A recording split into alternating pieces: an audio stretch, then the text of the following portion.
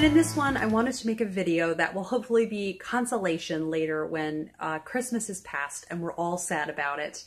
And you're wondering what to read. These are some reads that I think would all be just fabulous winter reads, whether if they are atmospheric or set in a cold climate, or for some reason just make me think of winter. I think these are great books that you can curl up in a blanket with and have a warm drink and just have wonderful reading memories from them. And the first is the Kristin Labyrinth series by Sigrid Undset. I was totally, just utterly blown away by this trilogy a couple years ago, and it still sticks with me so much. It's so intense. It's set in 17th century Denmark, and so already that's a very different setting from what I read, but just the writing is so full of the most beautiful imagery and symbolism. I loved it so much. These are very, very bleak books, especially this final one, which is the copy that I had access to, which is The Cross. I really needed a while after I read this one. So, you know, they aren't the happiest of books, but, you know, you don't always need happy books. And I think these would be really terribly suitable to winter. So yeah, such an excellent, amazing series. And I just felt, you get to know Kristin so well. So yes, definitely recommend Kristin Labyrinthdatter. Then a Ruth Rendell I want to recommend. One of my favorite is called A Guilty Thing Surprised. And it's about this woman named Elizabeth who every night she took walks by the big estate that she lived in and eventually is found dead one night. And so Inspector Wexford has to figure out what happened to her and kind of get to know the different people that were in her life to figure out the likely suspects. But it's just a very interesting plot that has some bookish elements to it. So yes, I definitely recommend A Guilty Thing Surprised. Then one that people recommend a lot for fall, but I think still applies for winter, and that is The 13th Tale by Diane Satterfield. This is just such a lovely book for book lovers. There's so much about love of literature and reading in this, and you get to kind of really explore this old house that's very mysterious. It takes place when the narrator is going to write a biography of this really mysterious author who no one knows about. And she is the person who she has chosen to write her biography, rather. So yeah, it's just a really gripping tale that I didn't know what was going to happen next, and I can't wait to reread it. I don't know when I will, but I already can't wait to reread it. Then a Daphne DuMaurier that I loved was My Cousin Rachel. This starts out where Philip is writing with his cousin who is away. And while he's away, he starts hearing about this distant cousin of theirs, Rachel. And he's getting really mixed messages about her. And then his cousin turns up dead. So he's very suspicious of Rachel. And then she turns up on his doorstep. And he is really wondering, like, who is she? What is her deal? And he really can't make heads or tails of her. And I think sometimes the reader can't. So it's really mysterious and gripping. And I really enjoyed it. Then from the Little House on the Prairie series by Laura Ingalls Wilder is The Long Winter. This is one I think I'm hoping to read this winter simply because it will make winter seem less depressing, I think. I think once February hits. In January, I actually enjoy winter, but once February hits, I'm a little done with winter. So this one though, they had blizzards from October to May of one year, and we're just stuck inside practically the whole time.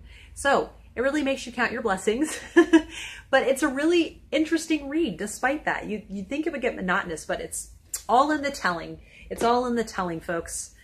Mystery series that I love and I think would just be so, it's just such a page turner for me, and I think it would be so fun to binge this series in the winter, and that is the Lady Emily series, which the first one is And Only to Deceive. This is a series by Tasha Alexander, and it's set in Victorian England, and Lady Emily is a recent widow in this one and doesn't really know her husband much. His death seems somewhat mysterious, so she decides to start investigating it, and in the process really gets to know her deceased husband. So it's a very unique plot. But the characters, and it was so twisty-turny. Kate from the novel Novik and I have read the first two in this, And next year, we're going to get back to more regular mystery reading together. We'll each pick one each month, and this is going to be the first thing. I'm going to pick the third book in this. Yes, and then later on, there's a Christmas short story, so hopefully we'll be, you know, enough in the series next year we could read that. So of course, I'm already thinking about reading next year. A really wonderful, wonderful literary series is the Inspector Lynley series by Elizabeth George. This one starts out, you think you kind of know what's happened, where a girl is holding an axe above her father's dead body. It's very gruesome, extremely gruesome. And she says, "I did it and I'm not sorry." But like I said earlier, for this one, it rings true. It's all in the telling. The psychological analysis in Elizabeth George's stories is just uncomparable. Incomparable? I can't remember which one it is. Anyhow, you can't compare it to other things. It's just so unique. And I love all of the character development that happens with the two main characters of Lynley and Barbara Havers, but then there's also lots of side characters who you become really attached to. I can't endorse the series enough. For those who like literary fiction, I think it would be a great place to start with mysteries. Then, a new author love that I cannot wait to read all of hers is Susanna Kearsley, and I want to recommend Mariana. And in this one, the protagonist buys this old house that she's just been enamored with ever since her childhood. And then at certain points, she starts hearing about this woman named Mariana and learning all of these things about Mariana. And so she wants to find out the mystery, you know, what happened to her. And of course becomes very wrapped up and just caught up in this woman's life who was in the past. Oh, so much fun. Such a cool old house. And yeah, really recommend it. Then one that I read and absolutely loved this October during Victober was Deerbrook by Harriet Martineau. There are a fair amount of winter passages in this, but I think I mainly picked it because I just think it would be a great book to get lost in winter and just curl up with. It is, for a Victorian novel, it's not that long. For a modern book, it's long. It's about 500, excuse me, it's about 500 pages. It's just so good though. It's so good. And I'm telling you, if you liked Wives and Daughters, you will love this book so much. There were a couple elements that I was frustrated with and annoyed at certain characters, but overall, I think people who like Wives and Daughters will like Deerbrook.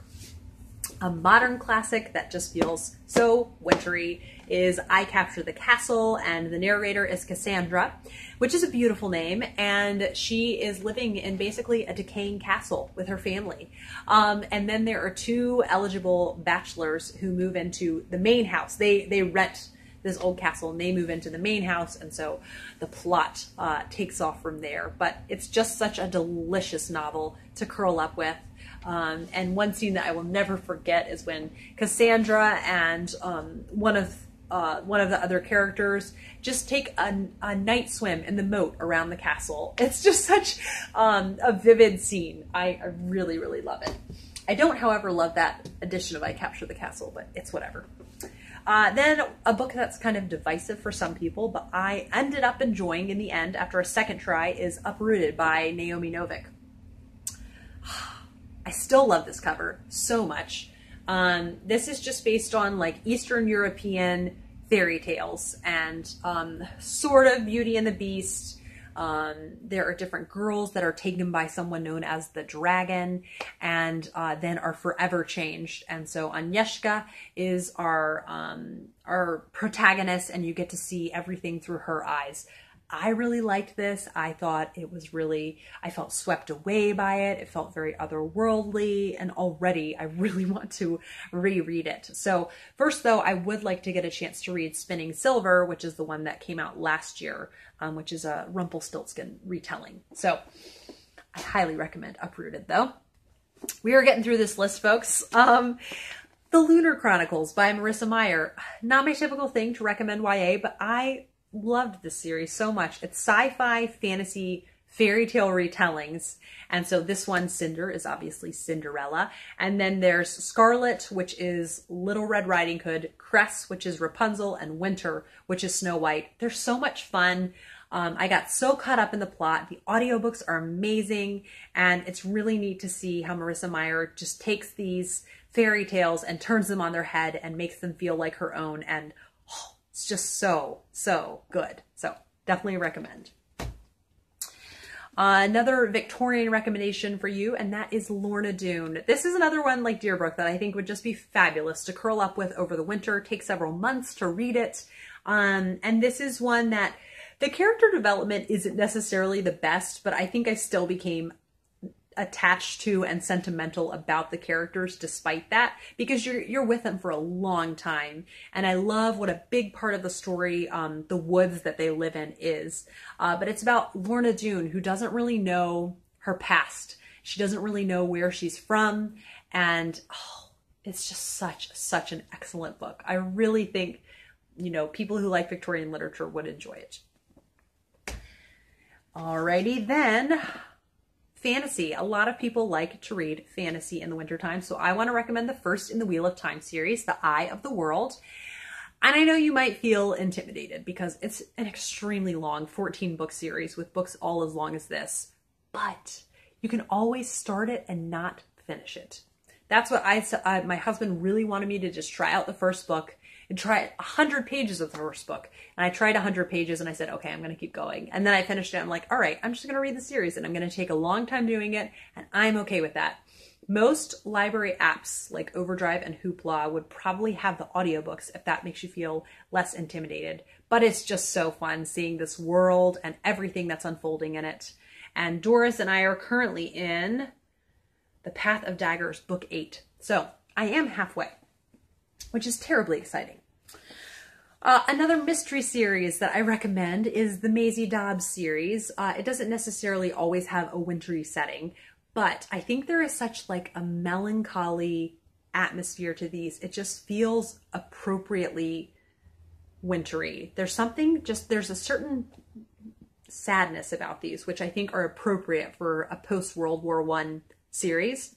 And I just adore how much you get to know Maisie in this. You get to see a lot of things unfold within her personal life. And I can't recommend this mystery series highly enough. If you are in the mood for a cozy modern classic, I would like to recommend Angela Thirkell's Pomfret Towers. I think this is one of my favorite in the series. And there's just a big house party that's going to happen. Lots of characters listed. It's hard to keep track of all the characters at first. So I actually find it helpful to write people down and write little details about them. Like, you know, wants the inheritance, or always wears pink. You know what I mean? Just little details to help you distinguish the characters. But once you get into the rhythm of the story, it's very fun. Just lots of people visiting around during the winter time. And I really enjoy Angela Thirkell's Barsetshire series. Moving on to the last book, and this is a mystery that I don't stop talking about, and that is Death in Holy Orders by P.D. James. Such a fabulous mystery. I call it maybe like the only perfect mystery I've ever read. It's at an all-boys Anglican boarding school on the coast, so a really just intense setting already, really vivid setting, and the Archbishop is visiting the school, and then this is throwing off my white balance, oh well, and he is found dead in the chapel. So a page turner. You want to know what's going to happen. Really interesting motives from all of the suspects. I can't recommend it enough.